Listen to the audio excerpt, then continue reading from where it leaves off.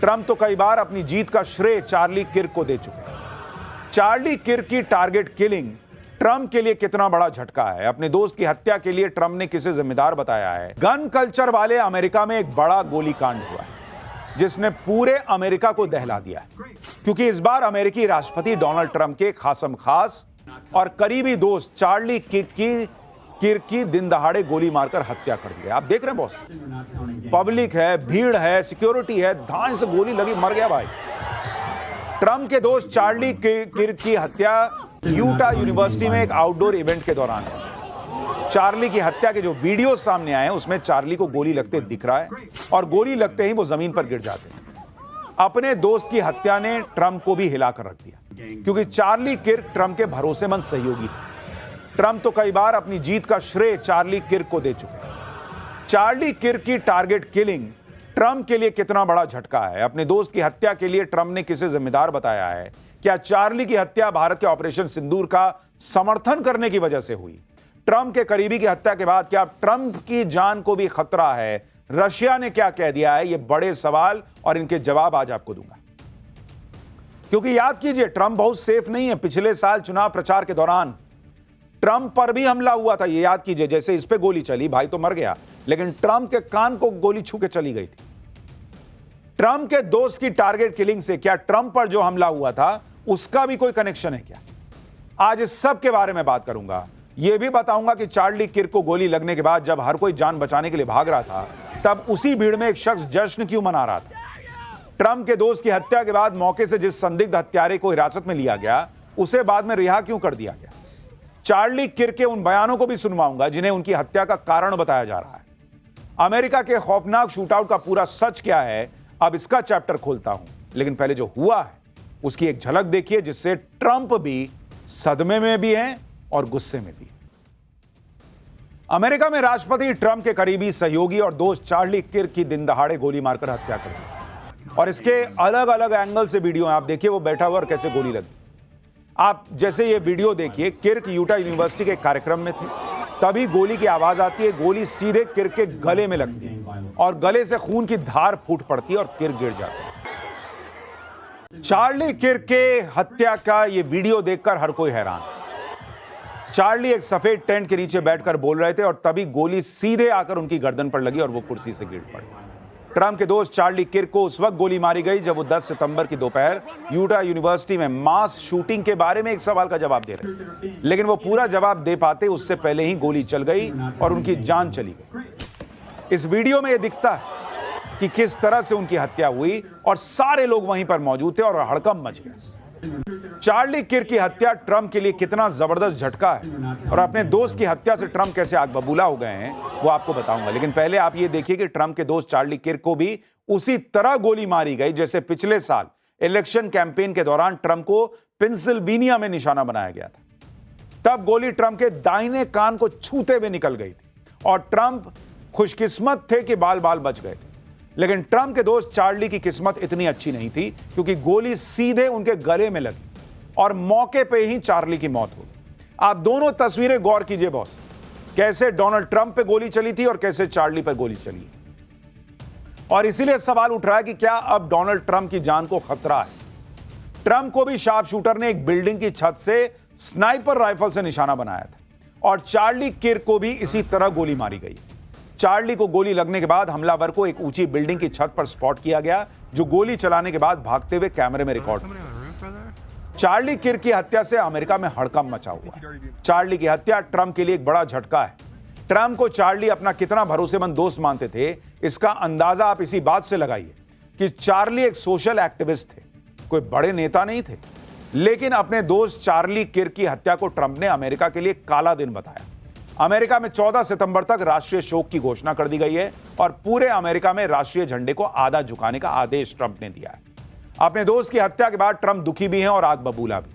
Trump ने क्या कहा, एक बार सुनिए, फिर आपको बताता हूं कि चार्ली की हत्या ट्रंप के लिए कितना बड़ा लॉस है और चार्ली ने ऑपरेशन सिंदूर, पाकिस्तान, आतंकवादियों पर ऐसा क्या कहा था जो उनकी हत्या की वजह हो सकती है क्या।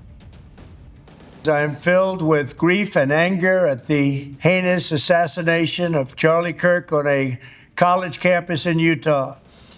Charlie inspired millions, and tonight, all who knew him and loved him are united in shock and horror.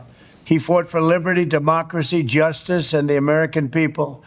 He's a martyr for truth and freedom, and there's never been anyone who was so respected by youth.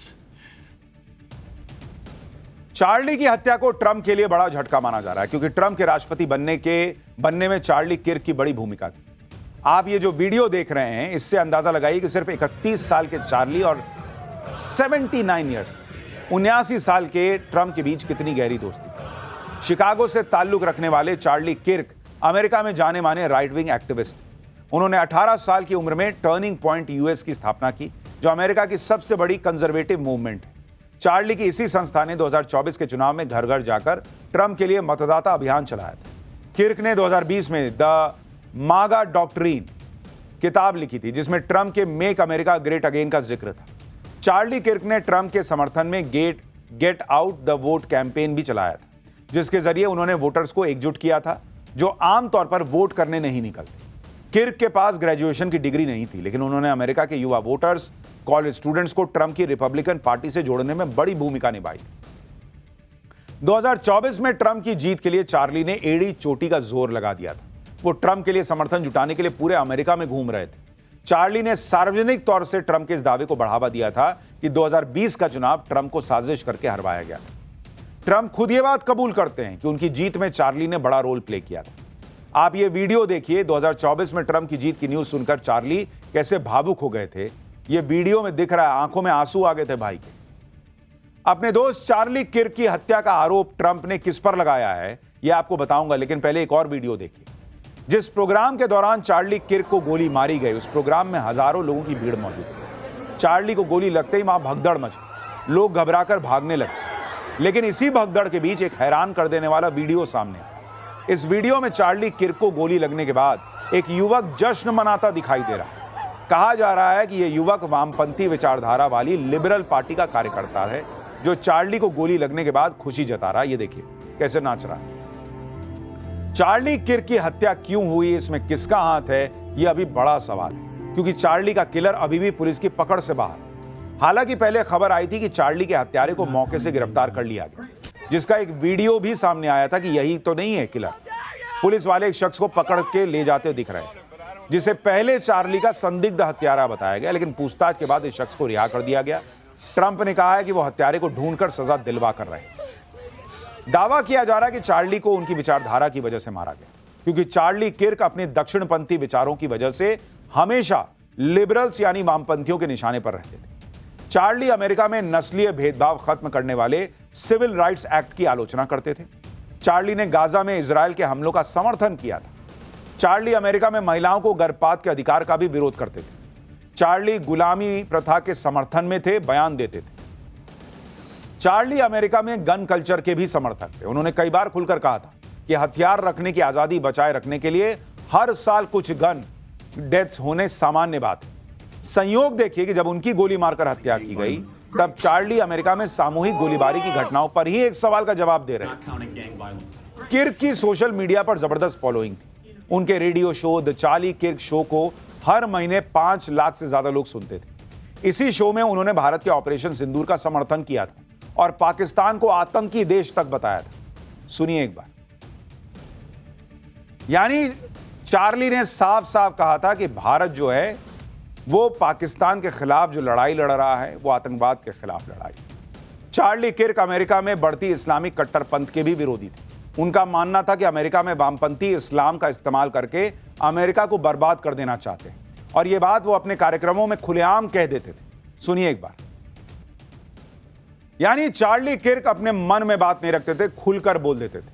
चाहे वो operation सिंदूर पे बोलना हो, Islamic आतंकवाद शब्द का इस्तेमाल करना हो, अमेरिका में इस्लाम को बढ़ावा दिया जाना हो, या फिर 5 बार हमें नमाज क्यों सुननी चाहिए अमेरिका के अंदर, इस तरह की बातें वो कर देते थे, बोल देते थे। और इसलिए सवाल उठ रहा है कि क्या इसी वजह से उन्हें गोली मार दी गई, वामपंथियों को यह बात पसंद नहीं आई, क्या ट्रंप की जान को भी खतरा है? तमाम बातें हैं जो जांच के बाद ही साफ हो पाएंगी। पाठशाला में अगली क्लास, जिसमें बात नेपाल की। जान बचाकर भागे चीनी कठपुतली ओली का सनसनीखेज दावा। नेपाल में बवाल भारत ने करवाया क्या? सच क्या है इसका? आंदोलन नेपाल के जेनजी का लेकिन आंदोलन में पैसा किसका लगा? पर्दे के पीछे का खिलाड़ी कौन है? नेपाल का अगला प्रधानमंत्री कौन? जेन-जी और सेना के बीच भी अब बवाल होने वाला है क्या? नेपाल में तख्ता पलट करने वाला जेन-जी अब यह तय नहीं कर पा रहा है कि नेपाल की सत्ता कौन संभालेगा, वहां नया प्रधानमंत्री कौन बनेगा, यह आज भी क्लियर नहीं हुआ। लेकिन जिस तरह से पूरे आंदोलन में हिंसा भड़की, उससे हमने पाठशाला में कह दिया था कि लगता है आंदोलन को किसी ने हाईजैक कर लिया है। आज यही बात जो हमने आपको पाठशाला में डे 1 कही थी, वही बात नेपाल में आंदोलन करने वाले जेन-जी के लोग कह रहे हैं कि भाई हमारा आंदोलन हाईजैक हो गया। जेन-जी की तरफ से कहा गया कि हिंसा और आगजनी में जेन-जी से जुड़े लोगों का कोई हाथ नहीं है, आंदोलन को मौका परस्त तत्वों ने हाईजैक कर लिया है। और पूरे बवाल के बीच पीएम की कुर्सी छोड़कर जान बचाकर भागे केपी शर्मा ओली ने भी सनसनीखेज दावा कर दिया। उन्होंने इशारा कर दिया कि नेपाल में बवाल भारत ने करवाया।